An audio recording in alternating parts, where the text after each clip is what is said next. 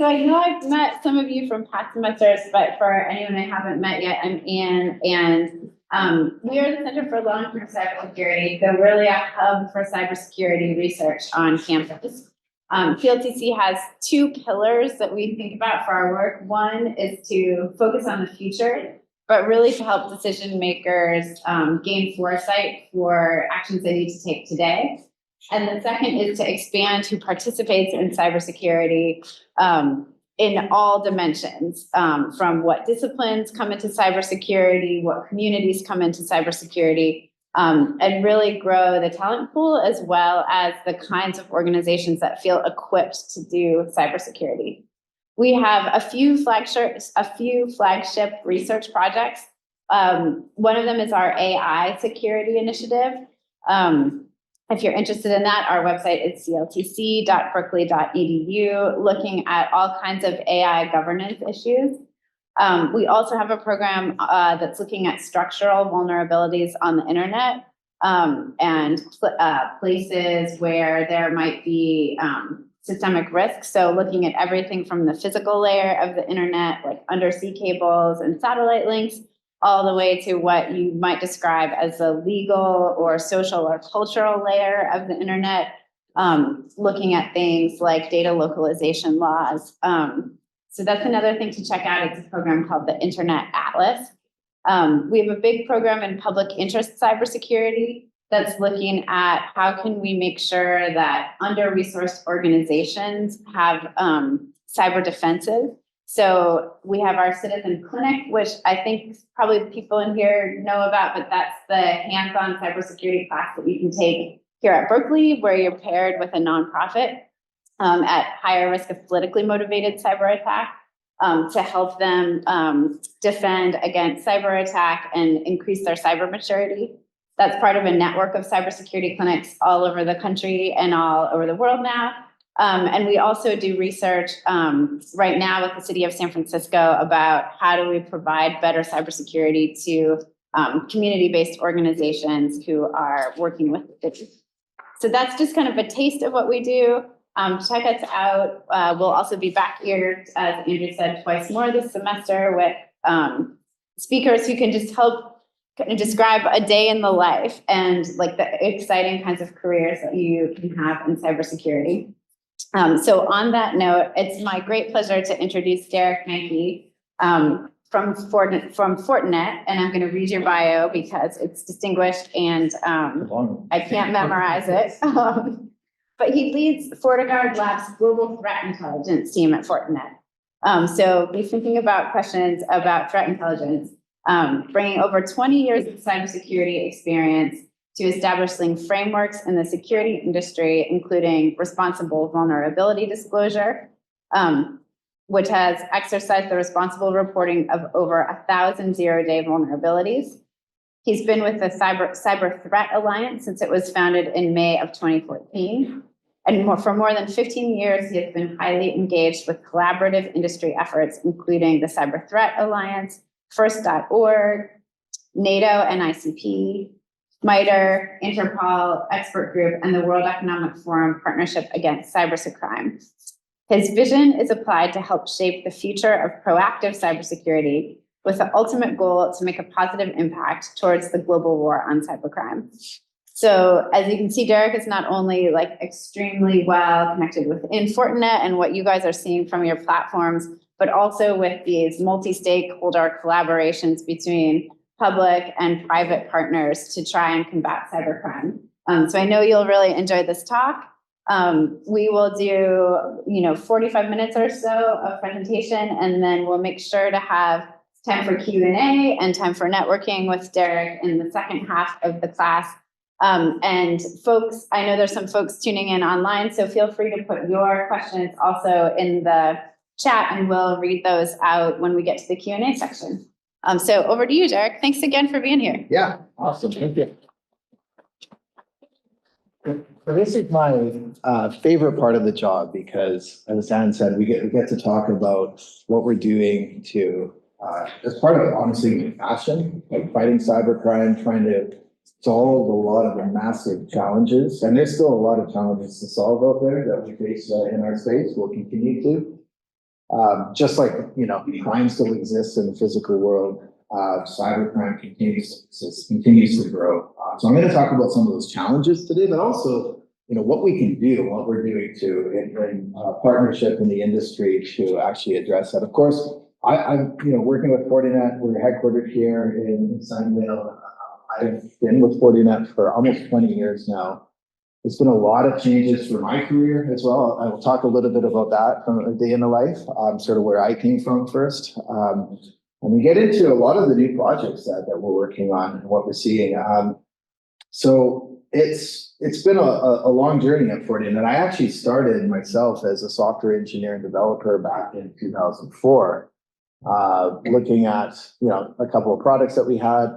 I had the opportunity to move into our antivirus team back in our FortiGuard Labs. So it was a team working graveyard shifts, doing reverse engineering, looking at malware, at viruses, just purely viruses, right? To analyze them, to write security definitions so we could protect against them. It was honestly quite basic compared to what we do now, but back then it was that was the threat landscape. It was just a lot of viruses coming in, a couple of malicious websites. It wasn't a lot of the activity that we're seeing today.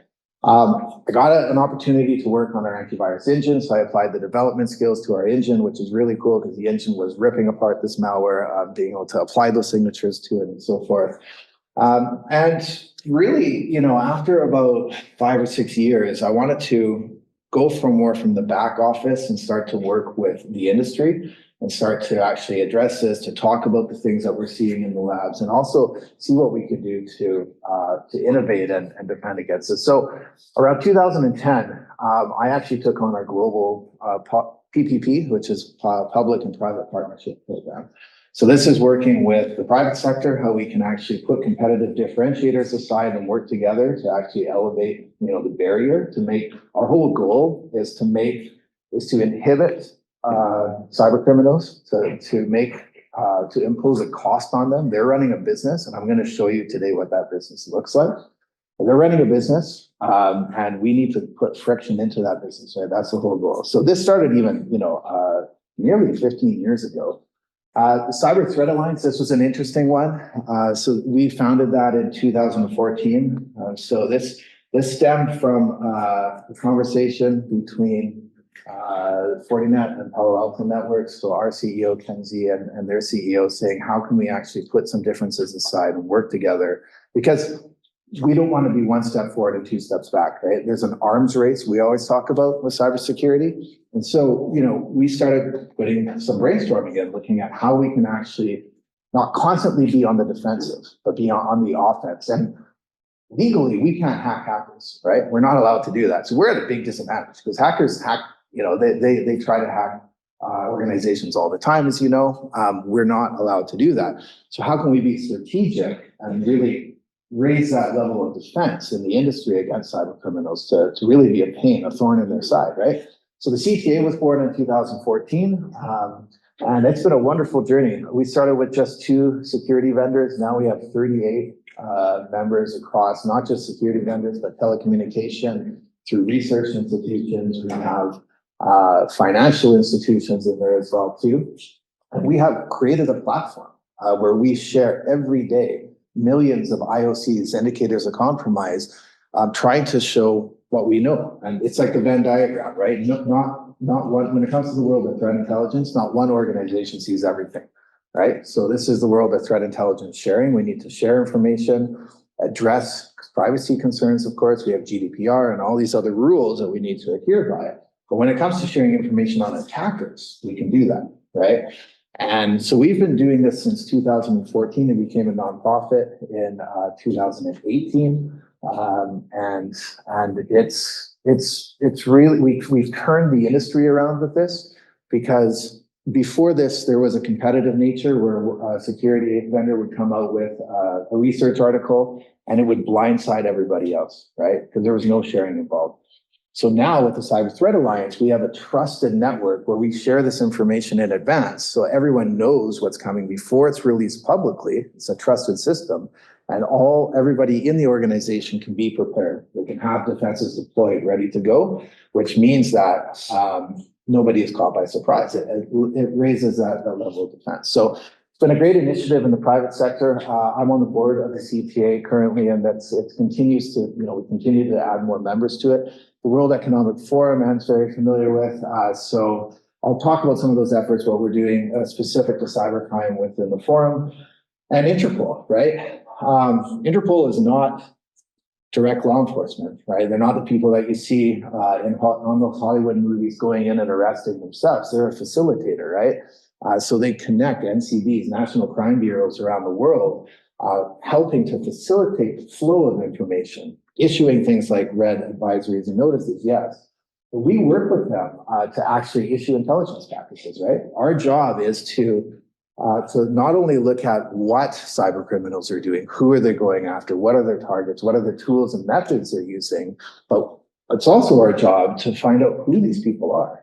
And that's the toughest thing in the world of threat intelligence is attribution. But there are ways to do it. And when we find that, we do share intelligence packages. And as I'll show you later, it leads to some arrests too. But as Interpol likes to say, we cannot arrest our way out of this problem. And I'll show you this with these organizations. They're very robust.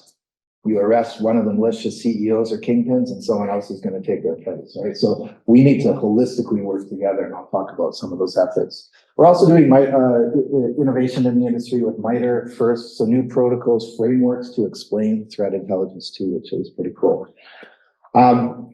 So just a little bit about my team. So yes, on the public and private partnership side, we're doing a lot there, so I'll talk about that, but we also have a huge data component to what we're doing. So this is also a fun part. If you look at roles in cybersecurity, we have analysts looking at, again, reverse engineering, malware. We have analysts looking at exploit code, right? Vulnerabilities and exploits. As I mentioned, we started a zero-day research program in 2006. Our whole goal is to find security holes before attackers do, right? So when we find that, we can work responsibly with the vendors like Microsoft or Google or whoever, when we're finding these, so they can close those security holes before an attacker gets to it. That's just one role. But then we have this whole role of data scientists where we're taking in all of this information. We have a huge footprint at Fortinet. We have, on average, around 200 billion logs and events in a day that are coming in that we need to process and look at, right? And analyze and say, is this malicious? Is it not? Right? Is this a new attack that we see, new malware and so forth? So we got all these different sensors where we analyze that, we normalize it, we find new threats. Of course, we're a vendor, and I'm not going to talk about that today. So our mission is to protect customers, but we can also take that intelligence to find new attacks, right? To analyze them, to share that with our partners, and to try to disrupt cybercrime too.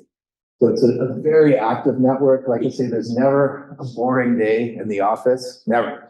Sometimes days are too exciting and you don't get any rest, but it's never a boring day. And there's a lot of information that's happening that we need to find and for threats. The threat landscape is evolving. I wanted to show this. So when I first started as an analyst, around 5 years into it, I actually made this diagram. I just wanted to show you this because I made this in like 2008, I think, 2009. It still holds true today. That's why I wanted to show it, right? Because this world of cybercrime is actually expanding from this, right?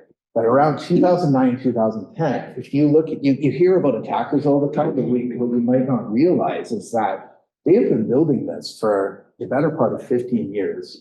When I say this, their ecosystem, it's a business model. So you all know about SaaS models today, right? Software as a service. They've had crime as a service since 2010, around that, where they've been, before 2010, they were busy at work, creating infrastructure, connecting systems, creating their own tools, like things like phishing kits that they're using, botnets, right? When they infect systems that they can use, DDoS engines and all these things.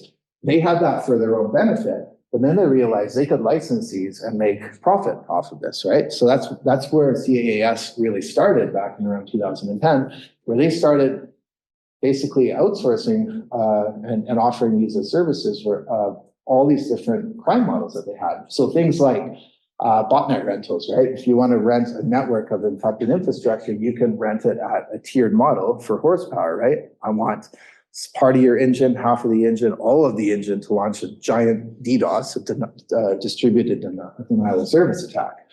Or you could do things like malicious hosting, right? I have some stolen data. I need some servers, some drop zones to host that information on. Things like malicious QA, right? I'm about to launch an attack. I want to rent your service to tell me if any other security vendors are going to detect this or not, right? So that's not new. And that's my point. This started in 2010. So you can imagine how much worse this problem has gotten in 15 years now, right? They've been building on this and literally creating cybercriminal enterprise and cybercriminal empire. This middle model is an affiliate system. It was very sparse back in 2010. There's maybe only one group that we saw using this. Now, almost every single cybercrime group uses this because it's so successful. This is a commission model, right? So when a ransomware, you've probably heard of ransomware, this is one of the primary ways that ransomware operates now, where they actually, it's not the operator, it's not the organization creating the ransomware, launching the ransomware attacks. They're actually giving this as a license, the ransomware payload, using their program, right? So an affiliate signs up, they get an identifier, and they'll actually go and launch these ransomware attacks. If it's successful and the victim pays the ransom, the affiliate in the middle, they get a commission out of that. And then the operator gets the rest, right? So it's a distributed model. And that's the issue with cybercrime now for our job, for threat intelligence, is when we're following this and we're trying to find out who these people are, it's not, we can't count on two hands. Like we're talking about thousands and thousands and thousands, right? It's a growing list of people that are involved, which is why I say we can't arrest the way out of this problem.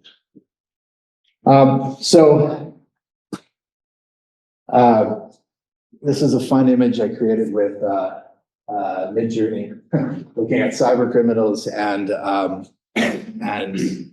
their profit model and empire, right? So it's not what we're dealing with today is not the stereotypical hacker in a basement that we talked about 15 years ago. It's just not the case. It rarely exists. Script kiddies are also called, right?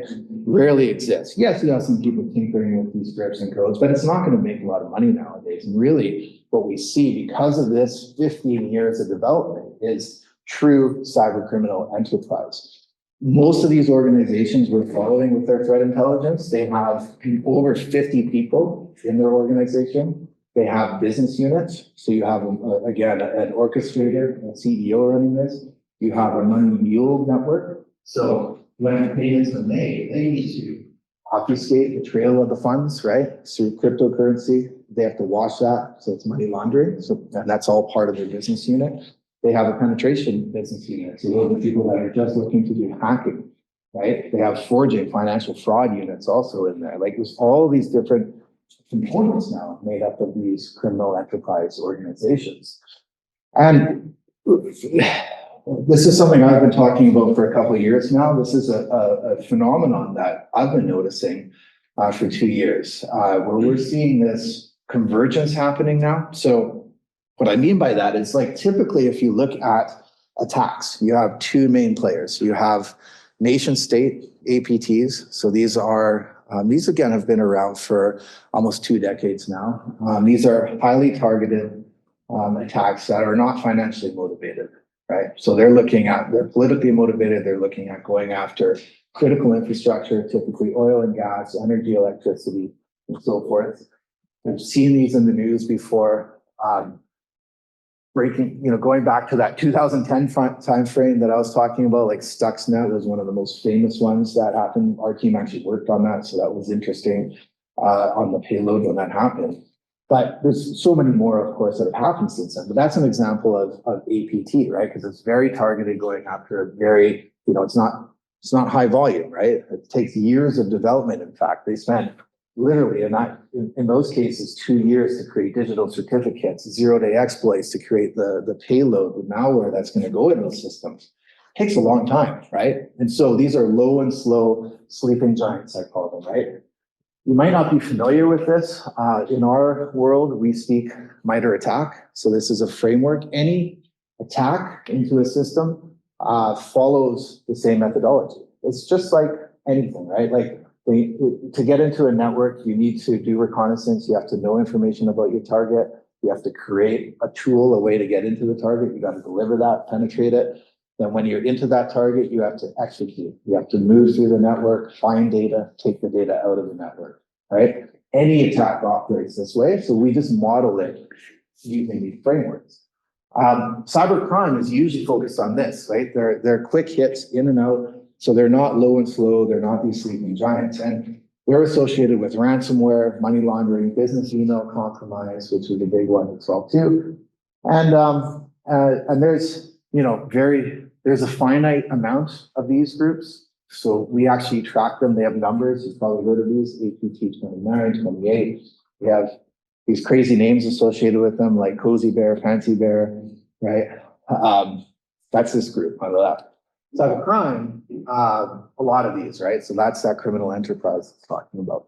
What we're seeing now, though, is these two coming together, emerging. And it's very interesting because we're finding this with threat intel, is that these groups are actually working together because cybercriminal enterprise now is so sophisticated. They're deeply funded and they're operating like these, except there's more of these, right? So it's actually a problem now where we're seeing shared infrastructure. And the result is that cybercrime, who used to go after anything, small and medium businesses and so forth, they're shifting their targets now and they're starting to look more at operational technology and critical infrastructure because they know. So again, not financially motivated, they know by going after those higher risk targets, they can make more money. And that's what we're seeing now. So unfortunately, the bad news is the threat landscape is more complex than ever. We have all these different problems. I'll walk you through some quick examples. We're seeing, this isn't an AI talk, right? But there's obviously weaponization of some of these things happening, like spear phishing, deep fakes. You probably saw in the news the recent deep fake attack. I can count on my hand, by the way, how many times has this happened. So that's the good news. Not that often, but we are starting to see this as a rising concern. There was a recent attack from a multinational company in Hong Kong where an employee made a wire transfer. This is business email compromise, financial fraud of $25 million. Why? Because they were very suspicious at first from the email, but they got on a video conference call with the the CFO, and several other employees, like a true conference call, that were all deepfaked, not real, all deepfaked, right? So he was having a conversation with the machine essentially. I was convinced to actually do this wire transfer after $25 million. That's very, very rare, I want to stress, but this is starting. We're starting to see some crazy instances of this happening, right? I'll go through these, some examples of what we're seeing. Like with phishing now, we're seeing, because of, yes, technologies like machine learning and large language models, we're seeing more targeted attacks, right? Things that humans used to do manually are now being automated, now being put through DevOps cycle, where they can take information readily available on social networks, on professional networks like LinkedIn as an example, combine those and use those in convincing emails for these attacks like business email compromise. So it's becoming, obviously harder to detect and in more volume too, and a lower barrier of entry for up and coming cyber criminals too, because the technology and the tools are already created for them. Zero-day vulnerabilities. This is something, again, it doesn't change. We had this problem 20 years ago, but we continue to have this problem. This is something this is the way in, right? This is the way that an attacker finds a way to actually penetrate a network. And it's a growing attack surface, right? When I started in cybersecurity, it was just Microsoft, basically. And now you have Google and Apple, Adobe, all these different platforms, operating system platforms, like even Linux now, right? It's a lot of attack components in Linux and so forth too. So it's a huge growing attack surface. And if we look at last year, there were almost 27,000 new vulnerabilities that were disclosed. The year before that, about 25,000, we saw a 24% growth from 2021. Like it just keeps growing. These are net new. It's over 220,000. So this is what I refer to as a porous or like a lot of holes in this attack surface, right? Because there are all different ways that you can get into networks. And the problem is that attackers are moving quicker because of the automation and tools to get into networks, right? They have these tools to actually reduce the time it takes to get into the network. On average, it's around 4 days less now. So it's like less than 5 days, right? When a new vulnerability is disclosed, that they can actually hit this and get into a network. So it's incredibly fast. And then you have this other problem in our industry that we talk about all the time, that people are not patching enough, right? If you don't patch, you're open to these holes. And so attackers are taking advantage of that. Cloud is interesting. This has been a huge attack surface as well too. Hybrid and multi-cloud is just complex, right? It's a lot of integration, a lot of complexity. It's overwhelming to a lot of team skills. We still have a lot of misconfiguration issues we're seeing in the cloud, which of course creates security holes. And then breaches, right? That's the worst. If there is a breach that happens in the cloud, all your data is compromised, of course, too. So we're actually also seeing a phenomenon of a push moving away from the cloud now, going back from cloud to the data center, to the edge, which is another thing we're seeing in our industry. As I said earlier, the cyber physical systems, so these are OT attacks, because of that advanced persistent cybercrime I talked about, attackers are now focused on looking at not just APTs, but ransomware, looking at targets like manufacturing. So my team works on our global threat landscape report. We take all of that data in biannually, so 6-month period, where we look at the information. We analyze it. We look at all the different, who's being targeted, what trends are shifting, what's ransomware going after. And we're seeing that manufacturing is the #1 target actually right now. Because this is revenue, right? If they can take manufacturing plants offline, that's a lot of revenue loss. Cyber criminals know this, and that's why we're seeing more attacks being created for the sender.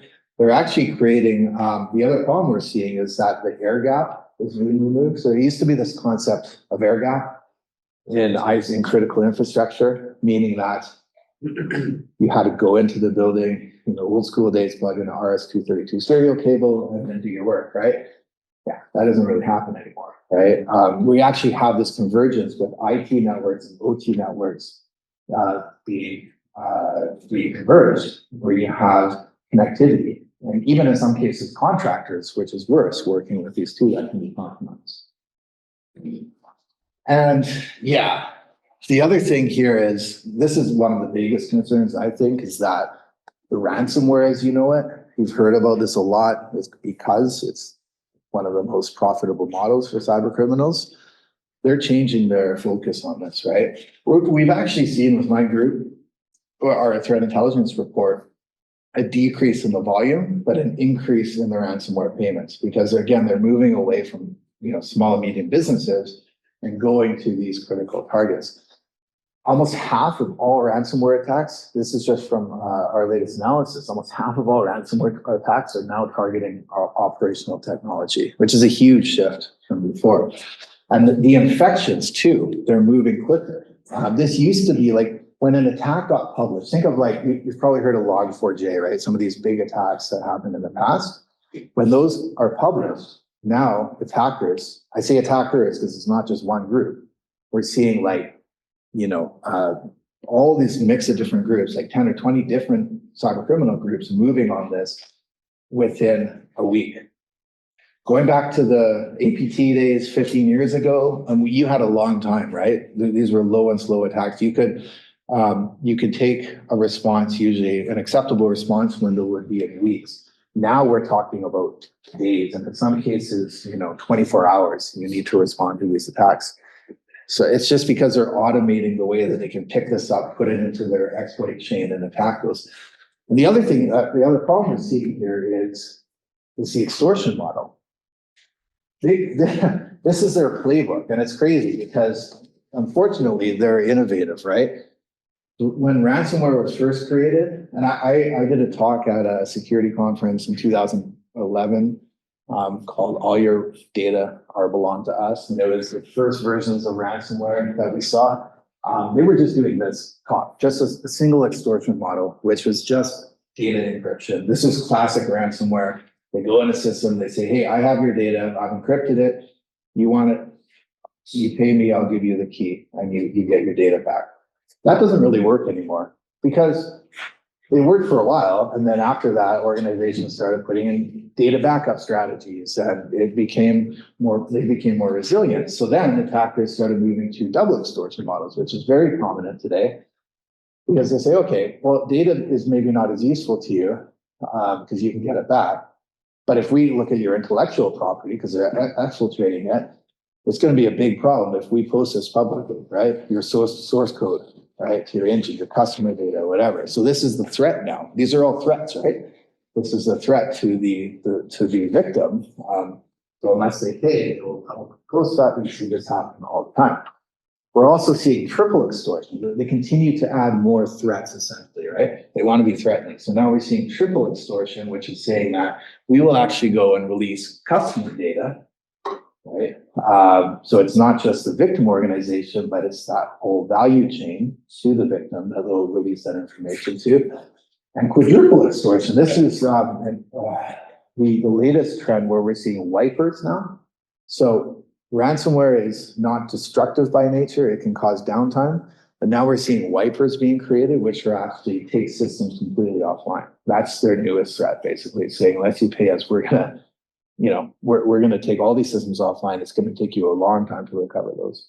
In some cases, they're even doing firmware flashes, which is turning devices into paperweights, essentially. So the interesting thing about that is that technology started from the APT side, from the Russia and Ukraine conflict, as an example, where there was these weapons created, these wipers, cyber weapons that were deployed, one single target, but source code, unlike a conventional weapon, continues to live. A bomb, you can detonate, it goes off, you have to rebuild it. Source code is still there, right? So what we've seen is this source code actually picked up now and used by cybercriminals in their playbook. So it's unfortunately another transition effect we've seen. Those APT actors I talked about, we're seeing over 30% of those, more activity from these groups being used. And we're actually seeing the playbooks of those threat actors continuing to expand. So if you look at that MITRE attack framework I talked about, there's almost 700 TTPs, we call them, tools, techniques, procedures. So these are, you can think of it as a toolkit, right? I'm going to attack a system. I have 700 different tools I can use. Essentially, that's what it is. They continue to find more, so that's expanding. That's actually growing by about 200 tools over the last 2 years or so, right? So they're also continuing to expand their playbooks, tools they use. And the other thing on this is the supply chain, of course. Even the triple extortion model I talked about, that affects supply chains.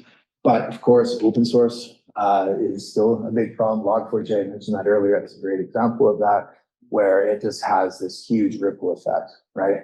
We've actually teamed up with CISA here in the US. They have with the JCDC, so we're a member of JCDC, where they have the OSS initiative, which is an open source security initiative. So we're looking at when these issues arise, how we can actually address this holistically to be better coordinated with the problem, right? So it doesn't affect everybody in one swath. Yeah, lastly, the insider risk. This is one of the hardest problems to find. We still see this a lot. We actually have some really cool, some of my favorite technologies we use are honeypots and deception environments. So we actually, part of our job is to lure cyber criminals into, right? And yeah, we have products for this, but my team, what we'll do, if there's a breaking attack, we actually create these shadow networks, right? We'll create networks that look like an industrial control system. It looks like a hospital. It looks like an energy or an oil and gas plant, right? And we wait for attackers to get in. But that same technology is actually very useful for finding insider threats too, right? Because these are things that nobody should be touching. And if someone who has malicious intent inside of a network starts poking around and they start to try to do something shady, it's going to be able to find that, right? So Yeah, it's still a big problem in the industry. And in fact, I'll get into some of the predictions. We're seeing cyber criminals now who are actually shift that playbook I talked about because they have a lot of money. They are now focusing some of their targets on recruitment campaigns, trying to pay people, essentially employees inside of networks, to get access to systems too. So we also look at the dark web, right? So this is part of our job with threat intel. We actually go and interact with cyber criminals. That's part of our job too, because we have to find out what they're doing, literally from the horse's mouth, as we like to say, right?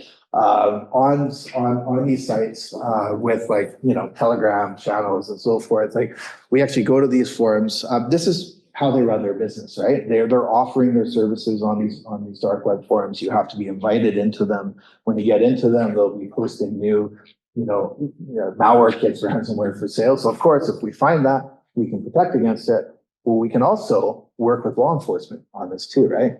So as an example, a rising threat we're seeing is this initial access brokers. So it's interesting because going back to that old school model I showed you, remember that ecosystem of 2010, that still holds true. But an example of how they're building on that now, what their crime service is okay, they've already got all these tools, they found their ways into networks. They're now, instead of having to do all the work themselves, now they're just offering access to these networks, right? So their job right now, they're kind of just doing the initial orchestration and facilitation of cybercrime. So when they get into a network now, they're actually advertising this. This is just one example we saw of a group that was advertising access to 48 organizations. They have an onion router site with details of the targets. They don't actually show the names of the targets, but they're offering this as a turnkey solution, right? Saying that if you buy this, we'll have an environment and show you this. We'll give you access to domain admin credentials, DNS zones, everything you need to take over the network. And these are the screenshots that they're posting. They actually start an auction process. So they have negotiations where they have different models for this, right? Different countries, different revenues. They have different prices adjusted to that. We have the terms of negotiation put on here too, showing that they can actually, that they actually have access. So you pay them some money up front, then they'll actually get access to the environment and essentially hand over the keys. Starts at half a Bitcoin. So that's the price, half a Bitcoin. It goes up because it's negotiations, but that is the price to get into some of these, in some cases, multi-billion-dollar companies and environments. In this case, they actually advertise it and they show oil and gas was sold out. So they actually made a sale to this. The operators, they have different ways of handling this, right? This particular group, they want to make it more exclusive, saying we'll only give one buyer access to these systems. So that's their marketing strategy, essentially. Some other groups, unfortunately, they don't care. They're trying to sell access as much as they can. So in fact, in Q4 last year, the FBI put out a warning about triple encryption that's happening. So it means that organizations are being hit not once with ransomware, but up to 3 times. It's because of this. It's because these organizations are selling access to 3 bidders at once, and 3 buyers are then getting those networks with 3 different versions of ransomware. So I call it a triple threat now, right? Because of that. But it's stemming from this on the dark web. All right, so I'll just quickly on.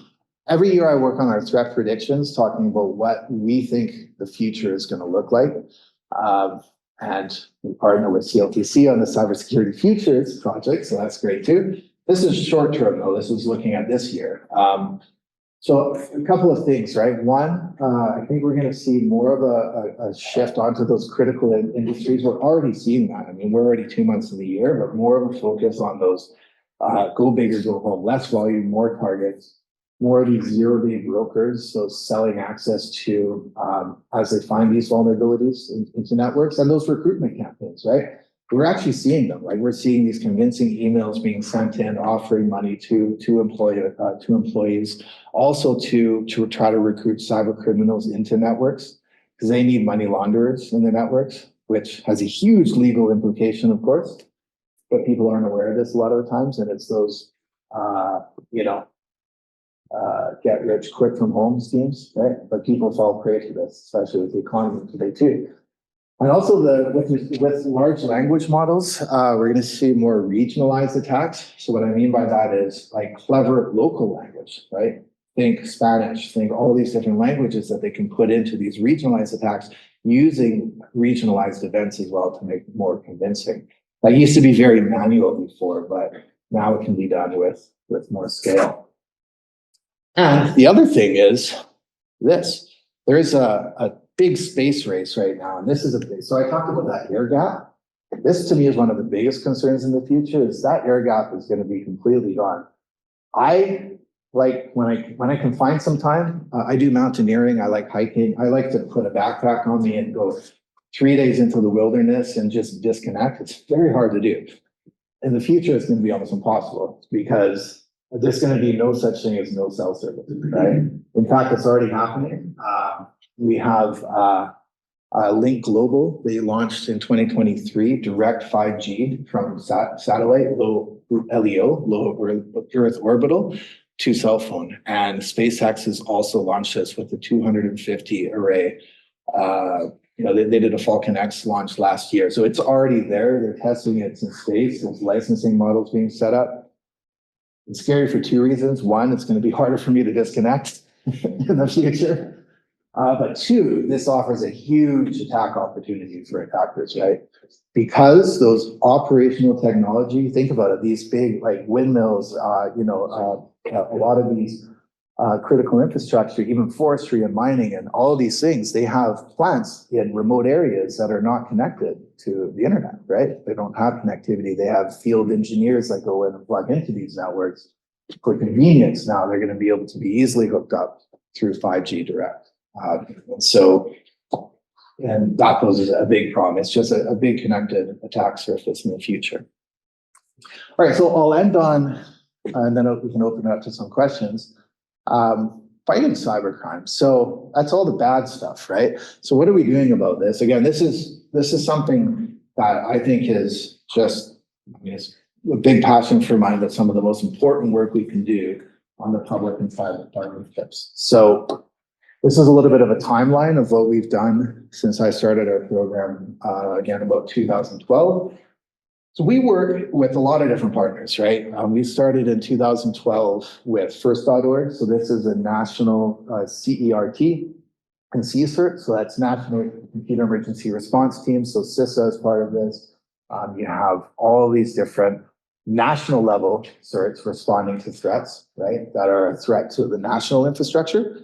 But then also incident response teams within big companies, telecommunication carriers, so banks and so forth that are part of this too. So this is actually one of the oldest organizations. I think it's almost 35 years old now in the industry. So it's an important partner, but again, they're all different, right? When we work with this organization, we have MOUs with a lot of these organizations because we have threat intelligence. So if we're finding a threat to that, like if we see there's infected systems launching DDoS attacks in the US or in different regions, we can work with our partners to send that information. It's their job then to work with their network, which is usually ISPs, right? Internet service providers, where they find that infrastructure, they can go find those servers and take those servers offline. So that's how it works, right? We're not law enforcement. We can't do that directly, but we can work with our partners to actually create an impact and change on disruption. And also, as I'll show you, this all has to work together. Because if we just take infrastructure offline, it's the whack-a-mole game we talked about. Right? They can register a new domain, they can find a new IP address and find a new virtual hosting service somewhere.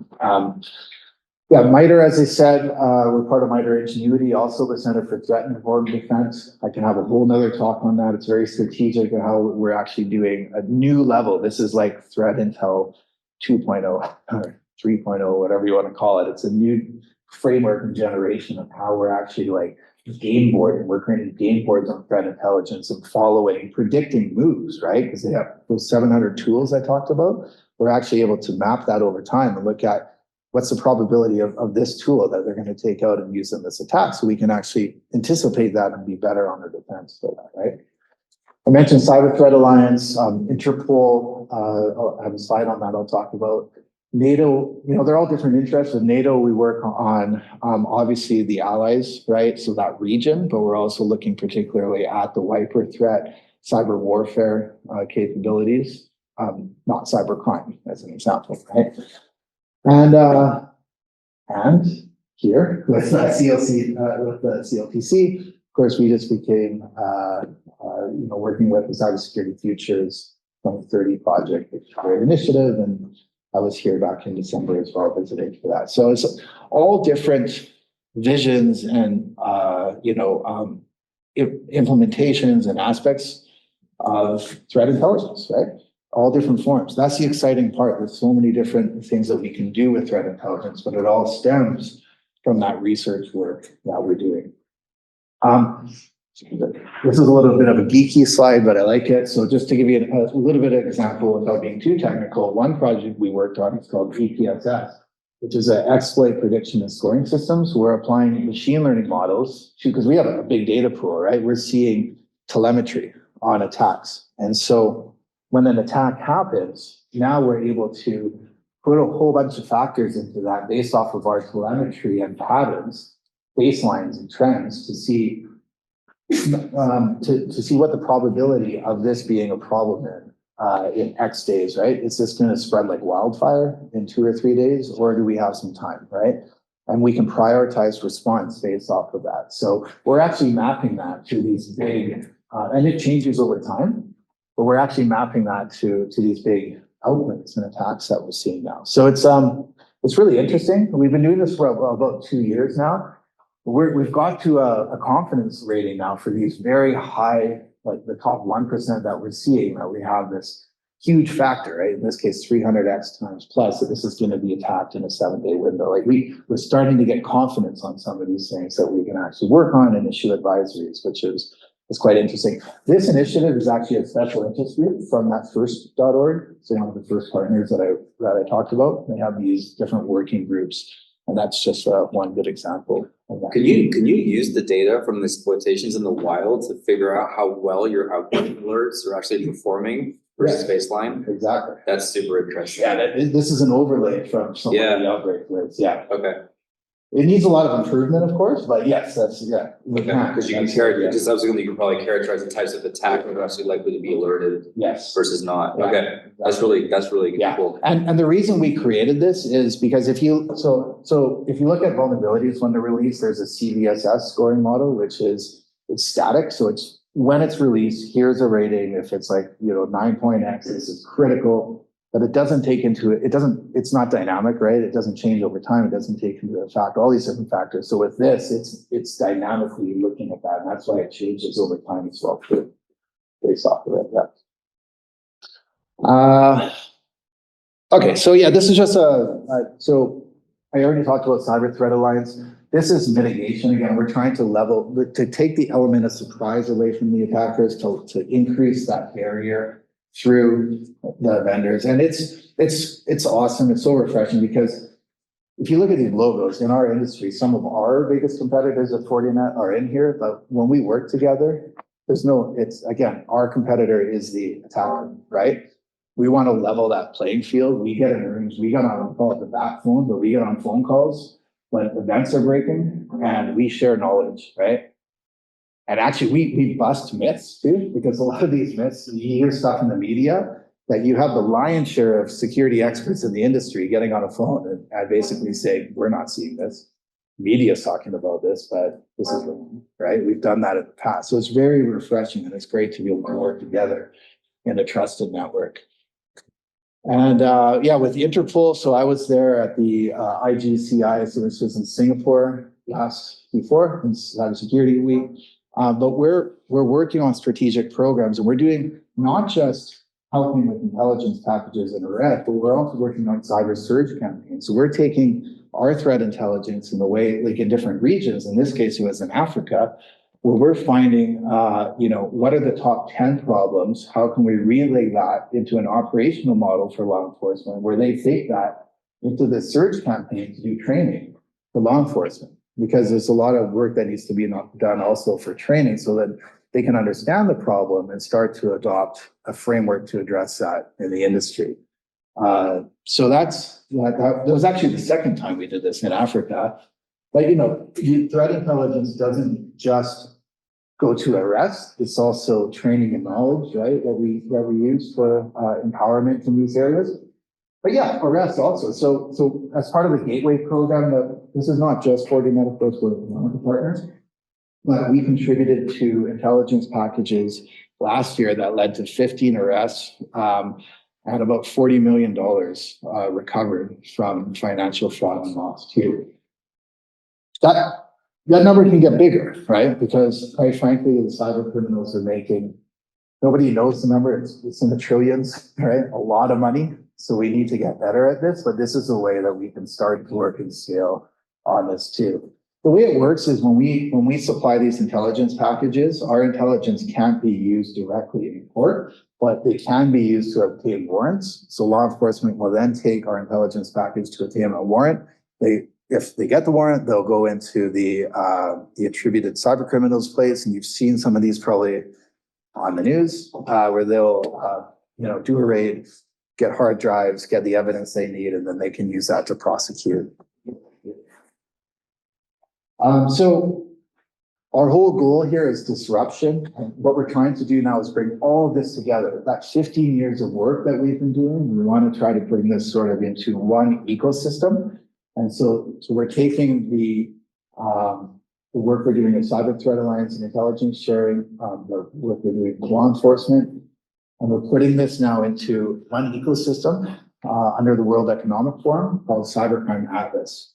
And so Cybercrime Atlas, it started as a proof of concept around 2 years ago, where we got around 20 different members together looking at how we can map. So that ecosystem I showed you, we want to take that at scale globally. Nobody knows right now how many ransomware operators really are there out there, right?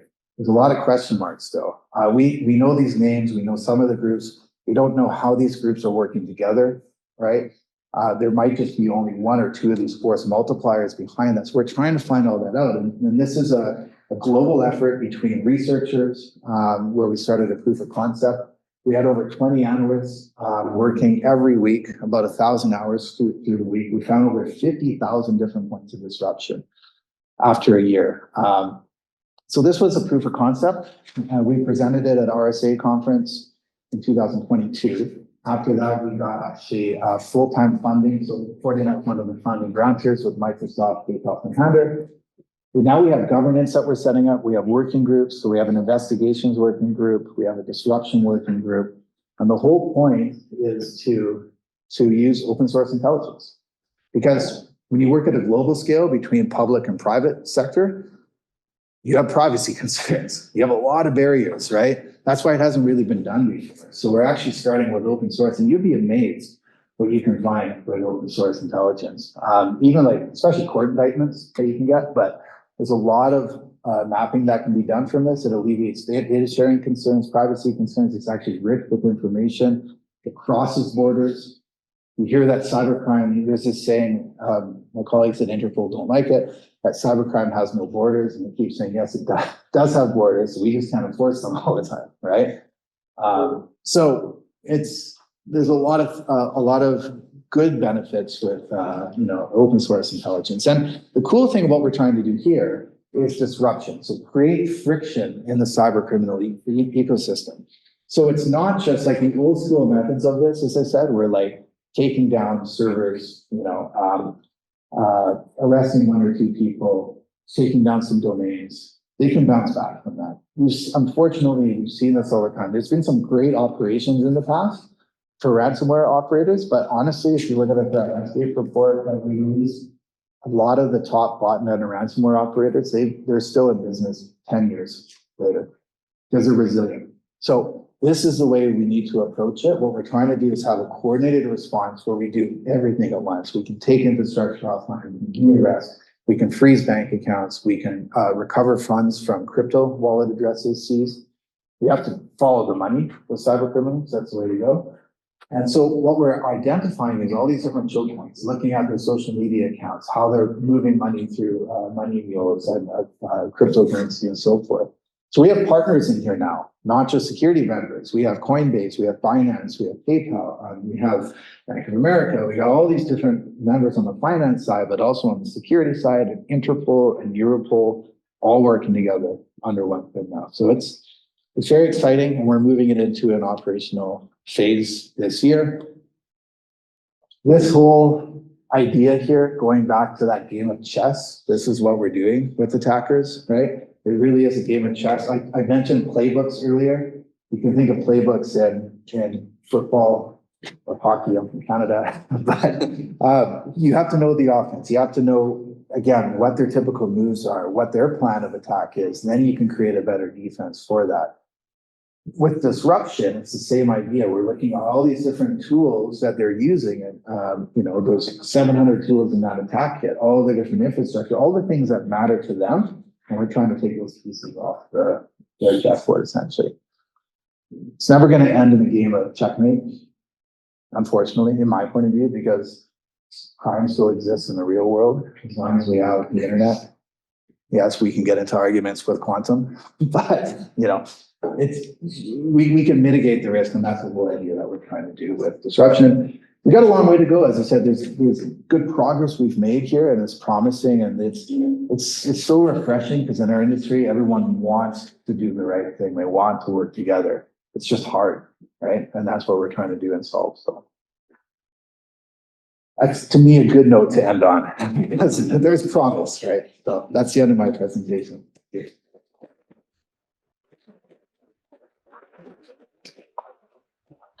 Thanks, Derek. That's great. And we'll just go straight to Q&A, Sure. and you can call on folks. And Rachel, you have anything for us? Yeah. Nothing yet. Yes, hi. Yeah, so you mentioned that kind of the complex, non-financially motivated state-sponsored attacks and financially motivated cyber criminals techniques are kind of merging. And I'm curious about why that's happening. So is that one because of like an adversarial relationship whereby the cyber criminals are stealing those techniques from states, or is it because states use cyber criminal organizations by proxies, or both? Yeah. And how do you see that evolving in the future? Yeah, mostly great question. Thanks. Mostly by proxy. So they're just seeing that, hey, a lot of this infrastructure already exists. Like, these are ways that they can actually use to their advantage. So it's not so much adversarial. We've actually seen adversarial from cybercrime to cybercrime, which is interesting. So Conti is a good example of that. That was a ransomware group that attacked a healthcare system in Ireland a couple of years back. So that business model I talked about, they have these handpicked business affiliates. There were some relationships that went sour, probably some money wasn't paid. And they basically hacked the Conti group. They released all their crown jewels, like their playbook. They published, even the source code for the ransomware. Like they posted all that publicly, and that was a good example of this turf war between cyber criminals. But yeah, the APT groups and nation-state and cybercrime, it's mostly used by proxy. So that's why, in fact, we call it state-sponsored, because they're paid in these cases. But there are some interesting examples. So if you look at Lazarus is a good example of that. So it's North Korea. That's one APT group that is often financially motivated because they want to move funds into North Korea. And so they will use cybercrime groups and relationships for that as well too. But mostly it's by proxy. Yeah. We'll go with the, we'll start on the left and work to the right. Sorry. Recently, I came across some articles which mentioned that due to quantum computing, all the encryptions will be rendered obsolete in future. So, what does the cyber your industry plan to do regarding quantum computing? How to deal with it? Yeah, great question too. So it's interesting, right? And I'm not a quantum expert, just to be transparent, but we are working on this with quantum safe encryption, a safe quantum timer as well too. NIST is working on this with algorithms right now. We're fully plugged into that. I can tell you our development teams are. I actually have my team attending workshops with the IETF, the Internet Engineering Task Force. They have quantum workshops and events happening. There's 3 of them this year. Brisbane, Vancouver, and Dublin. We're gonna be at those and find out more. So, what that means is we're preparing, right? To be able to, from a technology standpoint, handle quantum safe encryption.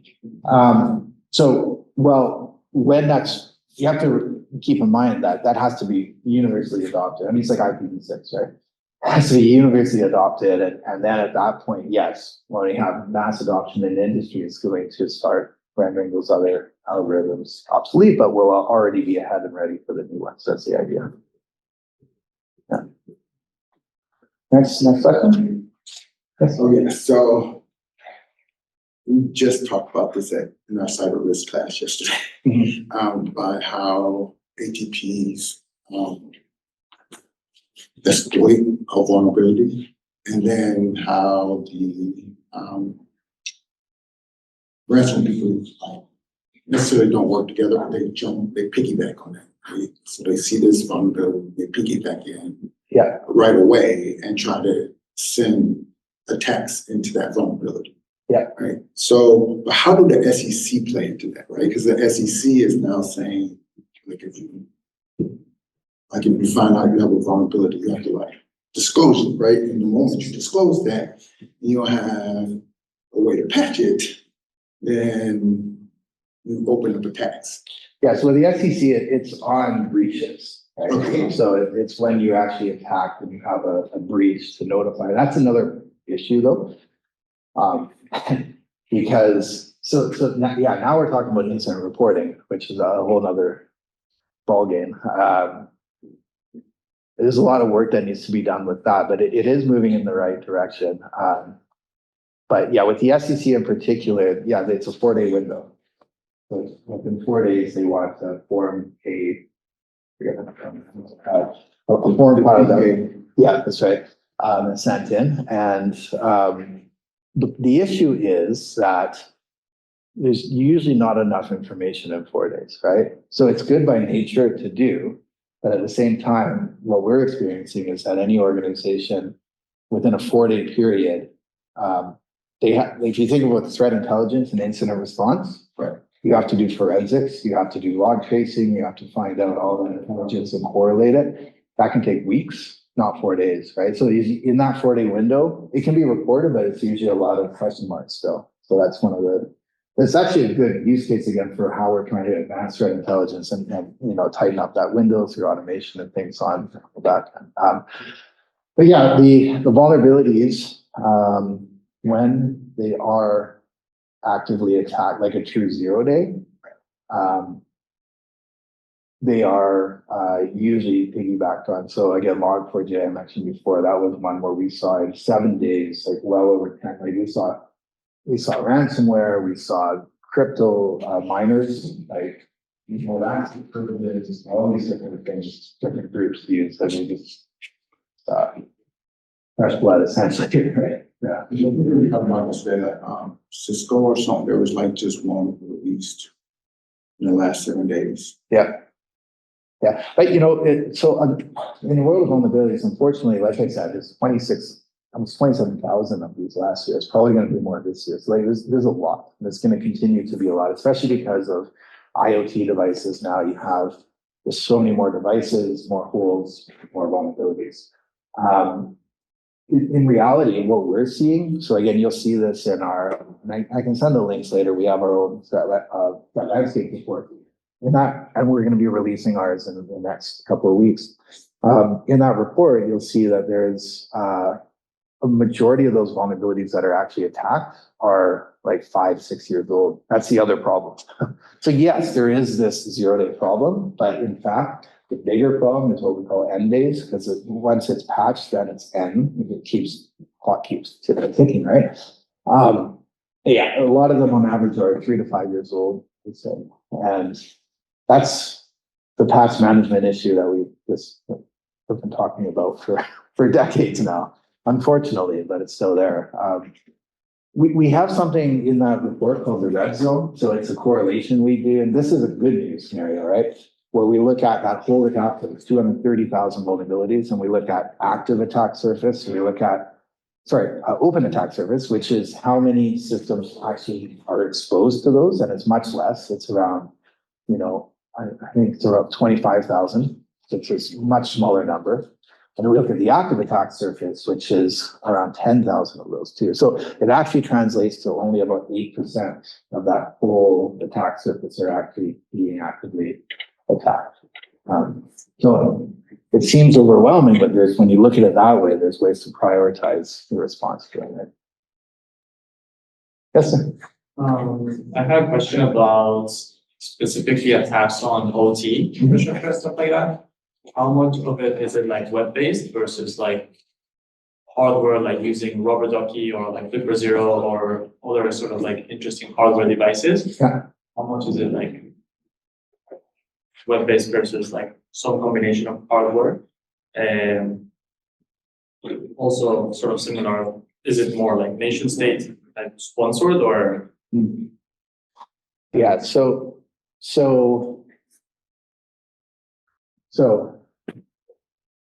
it depends. Majority web-based, majority is not through hardware attacks. So as I was talking about earlier, a lot of it is on attacks coming from IT networks to OT networks because of that air gap being removed and this convergence attack. Like look at like Colonial Pipeline, that's a good example of that, right? Where it was impacting OT, but a result from an IT attack. But that said, now it's changing, right? Because they are looking at more direct attacks to OT networks. But the way into that is still through IP networks, right? It's not so much through physical hardware. I mean, there can be some small cases of hardware-based attacks happening, but honestly, it's much harder. So if we look at SCADA, we look at PLC devices, right? Again, they're usually not directly attacked. They're influenced through HMIs, human machine interfaces, which are operating system based that a lot of vulnerabilities exist on that attackers can get into. So, and in those cases now, traditionally it has been nation state, but we are seeing ransomware actually targeting a lot of these. So it's becoming much more cybercrime oriented. Yeah, volume. And cybercriminals are quite lazy. They want to follow the path of least resistance. So that means web-based, right? That means contractors using VPN credentials that they can find, right? So. And nation states is also the same, more web-based rather than hardware assisted. Yes, with the exception of when they get into a system, then they have more customized attacks. Right, so they're creating, again, because it's thought out over years, they're creating specific payloads, right? So like very specific to those environments where, again, ransomware is looking for, because like, again, if you look at nation state, they're actually trying to do destruction in some of these cases. With ransomware, they're just trying to make money off of this, right? And so they want to turn a service off, turn it back on if they pay. So it's a little bit different. And it won't be quite as customized usually. Yeah. One or two more questions, and then we'll let people network with Derek. Yeah. Okay. What would have to happen for this chess match between cyber offense and cyber defense to come to an end for one side to truly win? Just the easy questions.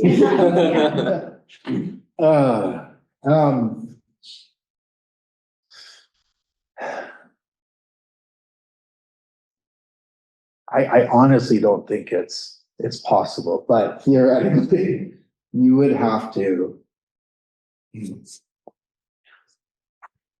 I honestly think the right answer to this is to take the motivation. And it's the first time I'm thinking about this thing, to take the motivation away from the attackers. Like they're always like, why do they do this? They want money, right? You would have to have a unified world without political motivation or interest. You would have to have, a very great economy with a huge job market and people that are all willing to get into other areas of practice where we don't need cybersecurity. You have to have transparency and trust and all these problems that we talk about in the world, right? And those are the root causes, honestly, because otherwise they're just going to keep trying, right? They'll find some method, some way. It might not be terribly effective. You can mitigate it, like I said, but yeah. Star Trek is the solution. Yeah. Did you want to ask something? If that's okay, Yeah. I don't wanna, first of all, thank you, and the IT/OT conversation I think is really important for the students to hear. I think that's so obviously Oldtomorrow was the same as Colonial Pipeline in that way. On the ransomware, you mentioned that we're unsure about the number of actors engaged, but one of the things that from the game theory side of it has never made much sense to me in terms of paying the ransom is that you do require trust in who's hacked you in terms of their forbearance and actually providing you back your data, right? And you showed us, right, primary, secondary, right, all the way down to the kind of the fourth level. And it just doesn't make much sense to me that you'd ever pay a ransom, right? Because you can never trust that they'll actually ever give it back to you. And I'm just wondering, like, is anybody trying to capture those statistics in terms of, you know, the number of institutions that are paying and the number of institutions that are actually being subject to first level, second level, third level, fourth level? Yes. Because that strikes me as the best way to actually get these institutions to avoid paying in the first place. Yeah, it's a good point. I can give you some references to that. We don't track it directly, but some partners do. And yes, there are, and so that's why when I mentioned the volume of actual ransom attacks we're seeing is declining, but and the transactions, so there's actual data showing ransom payments. That's what you track it, of course. Yeah. That's where actually blockchain is brilliant because it helps a lot with that. But yeah, so we're actually seeing a decrease in transactions, but a higher nominal fee, right, it's being paid. But yes, you can also look at the organizations and all of that. We have an incident response team. We work with Verizon, DBIR, other partners. So there's a lot of data out there. Of course, we always say we had a handle about this. Don't pay the ransom, but it's not possible all the time, right? And yeah, so it's absolutely the case where we have seen, and we actually put out surveys to CISOs. We had one with like 500 CISOs where we looked at organizations that are hit with ransom and pay them, and a lot of these are hit again. Like, so that's the thing. You might get your data back, but you're also being hit again with ransomware within a 6-month period or so. So it's absolutely the case, and you can't. It's a dog-eat-dog world. You can and still trust, right? Yeah. It's a good point though. Like going kind of back to your question, theoretically, if nobody paid these ransoms, that's a good way to take the wind out of the sails from cybercriminals. But the reality is then we have all these systems being shut down at the same time. And huge impact on civil society. So thank you so much again, Derek. And I know people probably want to introduce themselves. And is it okay if people reach out to you? of course, yeah. In the talk too as a resource. Well, thank you. This concludes CyberMētis. Feel free to introduce yourself to Derek. And thanks again.